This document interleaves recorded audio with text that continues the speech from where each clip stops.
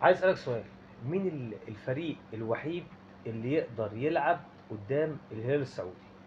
هو طبعا اللي أعرفه طبعا كده الأهلي المصري هو الوحيد اللي يقدر، لأن فيه لعيبة كويسة ومدرب جديد كويس جدا. بان بان على لعبه في كأس العالم للأندية، يعني طريقة لعبه وكده، بس هو ما خدش وقت إن هو يفهم اللعيبة أكتر. هو لو كان أخد قبلها فترة كان ممكن يعمل مركز يعني. أصعب خصم عربي أعتقد الأهلي المصري. أصعب نادي عربي الأهلي المصري. أصعب فريق أو نادي عربي ممكن يقابل الهلال، النادي الأهلي المصري. هذا الموسم في الدوري الروشن الاتحاد. الاهلي المصري.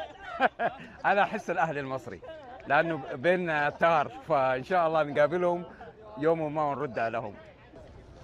أصعب خصم عربي للهلال الأهلي.